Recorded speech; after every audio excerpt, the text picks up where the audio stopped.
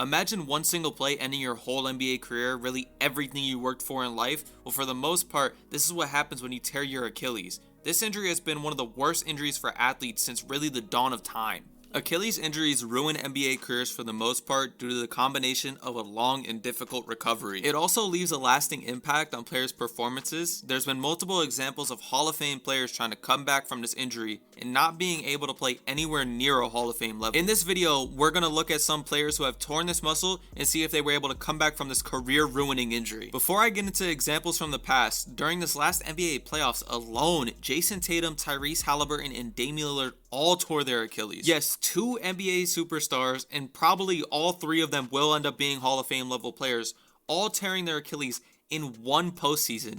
That's wild to think about, and we've yet to see how any of them will return, although we've seen some footage of Jason Tatum working out, but that's really about it. One of the most famous instances of a player tearing their Achilles is Kobe Bryant in 2013. This happened already near the end of Kobe's career, but after this injury, Kobe's productivity dropped drastically from his usual production, going from 27 points per game, 5 rebounds, and 6 assists to 17 points a game, 3 rebounds, and 2 assists. As we know, in Kobe's prime, he was probably one of the best players that we have ever seen play in the NBA, but even this injury chopped his career down and probably ended it a little bit too early, even though he ended up retiring a couple years after. The next example we're going to look at is Kevin Durant tearing his ACL in the 2019 NBA Finals, and very importantly, he tore his non-plantar foot Achilles, which has a big impact as it's not his dominant foot. Nonetheless, KD has been nothing but great since this injury, defying really all odds. He got even better since this injury,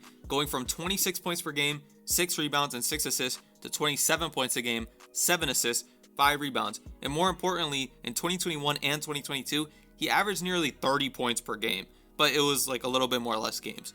Also, his 3-point percentage went from 35% to 43%, showing that this guy is aging like gold, and he's going into this next season with the Houston Rockets with NBA Finals aspirations. The next example, we'll also look at a future Hall of Fame player in Klay Thompson, who also tore his Achilles in that 2019 Finals run. He's had somewhat of a fall off since then, going from 21 points per game, 4 rebounds, and 2 assists, to 14 points, 3 rebounds, and 2 assists. But he's also shooting the 3-point really well still. That's all he's really meant to do. And he's playing his role on a Dallas Mavericks team that is looking to compete this year. Demarcus Cousins tore his ACL in the 2018-19 season, going from one of the best centers in the league, being compared to Shaquille O'Neal, to out of the league by the 2022 season. It is really likely that if Demarcus Cousins did not tear his Achilles, he probably would have been a Hall of Fame level center, as he was absolutely dominating in the league until he tore his Achilles. He couldn't hold on to a roster spot consistently after this injury, and he's definitely one of the biggest what-ifs of the modern NBA generation,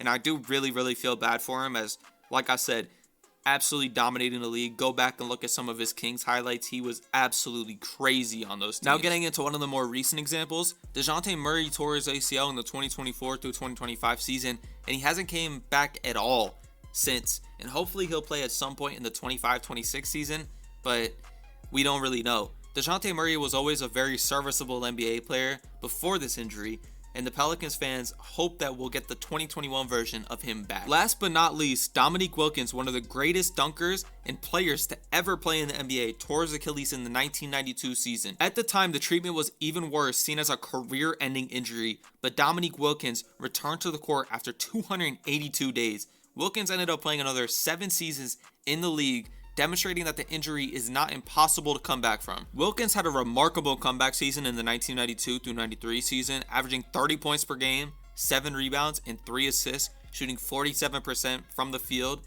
and yeah, just absolutely dominant from the Hall of Fame 2 guard. There's a lot more examples of players tearing their Achilles, but I wanted to just go over some of the most famous examples and show you that it's one of the worst injuries in sports. Even though there's some success stories like Durant and Wilkins, there's also many horrible stories where players in their prime are cut down by something they just absolutely cannot control. Even though that the treatment has gotten better in recent years, it's still a very hard injury to come back from, and I really commend any player who comes back from this injury and ends up succeeding and doing well in their career after suffering this. Let me know if you guys want me to go more in depth with these type of videos. I just wanted to make a little video going over the most famous examples of this injury and how it really just affects players' careers in the absolute worst way.